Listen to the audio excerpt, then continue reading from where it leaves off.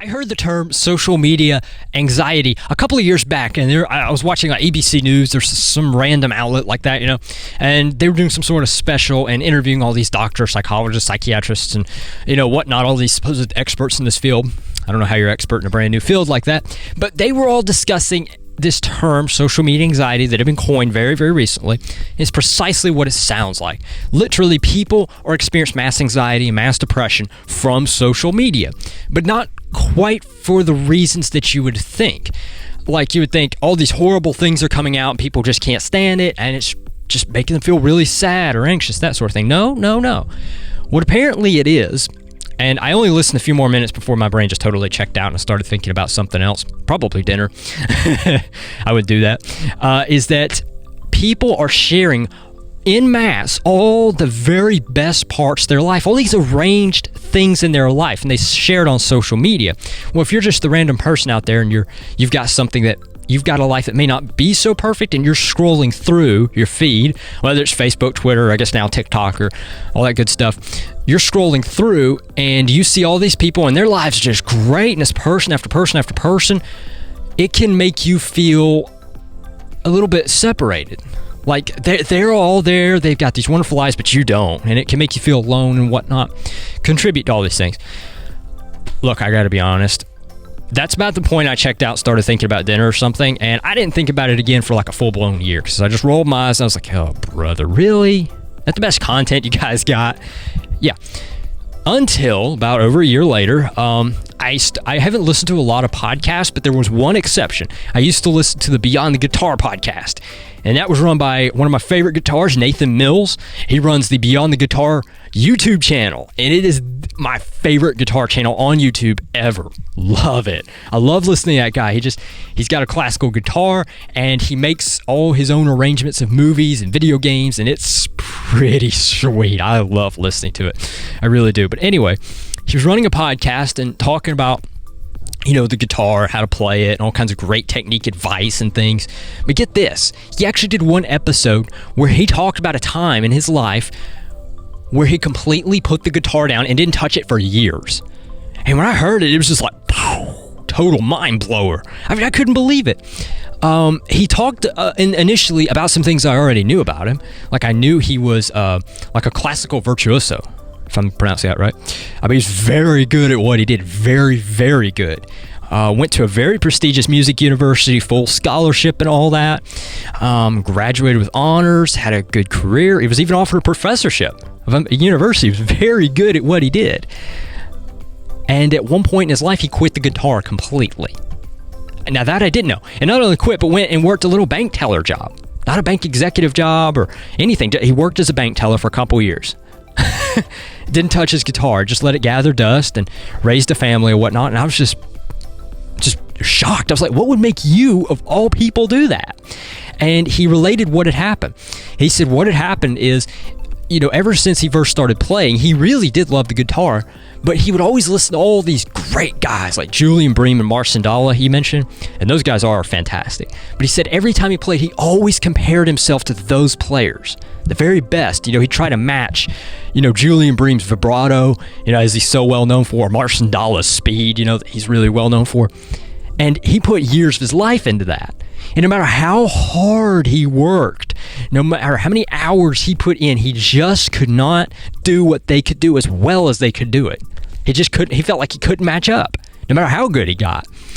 And it made him feel so upset. He finally just put it down and said, maybe this just isn't for me. Maybe this is not what I'm supposed to be doing. And then touch it. And I just couldn't believe that. And what ended up making him pick it back up again was when he just started playing things that he actually wanted to play, and just started playing like him. By ear, he can listen to movie themes and video game themes and create his own arrangements, and they're pretty sweet. Seriously, they're really sweet. And now he's playing it. Now it's his full-time job. But I mean, he just talked about that, and that just rocked my world a little bit, and rocked my thinking somewhat, because this is someone. Whereas I don't know all these guys pontificating on ABC News about social media anxiety, but hearing this guy, someone I sort of know, I mean, I just watch him, right? Somebody I like, somebody I respect, that's different now. Now that sometimes you need to hear it from somebody you actually respect to kind of help you understand something.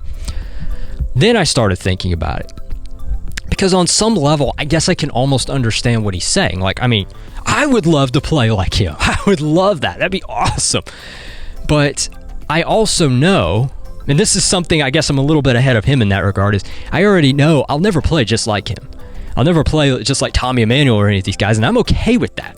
Because I'm not trying to be them. Like, I pick up ideas from them, and I pick up these creative ideas from them, but I'm not trying to be them. So I'm okay with that. I'm just okay with playing like me, playing what I like and enjoy. And I'm totally okay with that. It took me a while to get to that point. But with social media anxiety, and this is something I want to really hone in on, I want to boil it all down to this. You see, I've been doing a few like little different videos recently, just talking about some real stuff with all of you. You know, I've had a little health scare and stuff, and just kind of sharing what that's been like. I'm learning about health, a little bit about diet, and also I'm learning about, you know, what it can do. Like, when you think you've got a health scare, it's not just your health, it's not just your energy it takes a turn. I mean, you got to watch your mind, you got to watch your thoughts and things. You know what I'm saying? You got to, as the Bible says, take every thought captive. Although I'm taking it a little bit out of context there. I do want to be clear about that. But it gets the point across. That's not what Paul was referring to specifically. That's thinking about the Bible and things. But I still think that has an application. I don't think on all these bad, horrible things that could happen. I do think that's an application, not the application. As I was saying, social media anxiety, I just want to be real. And I don't want to contribute to this sense in your life. I don't want you to come to my channel and all you see is all these things I'm talking about, and all these great, wonderful things. And hey, there's a lot of great and wonderful things that happen in life, seriously. But I don't want you to in any way feel like you're not measuring up, like somehow my life is better than your life, and that no matter what you do in your life, you just can't get that level of happiness or anything. Listen, this is the whole point of what I'm doing. Like, sometimes I just share these videos that don't really have a specific point. Like, I'm just trying to share things and be real with you. But here's what I'm doing. I just want to be real. And I want you to come away with, look, even though not everything in life is 110%, there's nothing I would change. Yeah, there's absolutely some things I change. But that's okay. I'm okay with that. I wake up every day. I feel pretty good, you know. Like, some days I'm a little tired than others, but that's just, I've always had that, you know. It's just nothing new. But seriously, I'm just happy to be alive. I'm grateful for what's around me. I'm happy. I'm good. And that's what I want to impart to you, is even if things aren't going 100% your way, you can still be happy. You can still be all good. Seriously.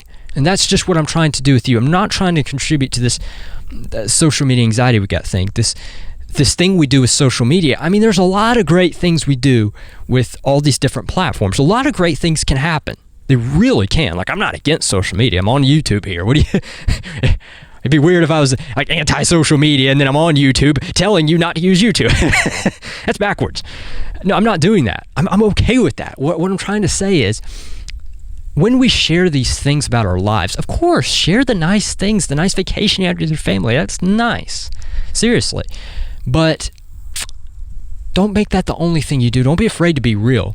And listen, this is the last thing I want to leave you with. I don't know how it is for you, but for me, I don't know where I picked this up at. Nobody taught this to me. This is nobody's fault but my own. Like, I don't know where I got this from. But somehow I've got it in my head that it's weak to be vulnerable. Like, that's a bad thing, you know? And that somehow I'm not a man if you're being vulnerable about something, you know? So, like, if I got something going on with me, I'm just like, shut up, you know, in my mind. Shut up, man up, and come on, just take it like a man. You can do this. I don't know where I picked that up at. I don't know why I think that way. I just do. Probably too many Sylvester Stallone movies. That might be something to do with it. I'm just kidding. But, yeah, I'm just trying to be real with everybody, and I'm learning to be vulnerable. Not quite there yet, but I'm learning. That's something I'm learning. This is not something that comes naturally to me.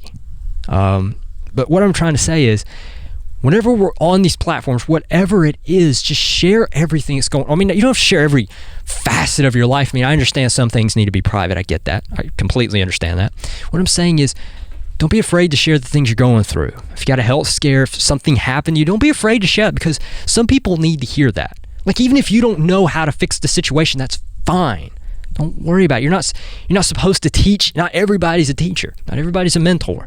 But sometimes it's just good to know that somebody's not alone in some regard. And that's what you can help with. And we can curb this whole social media anxiety thing. Quit sharing these fake, arranged portions of our lives.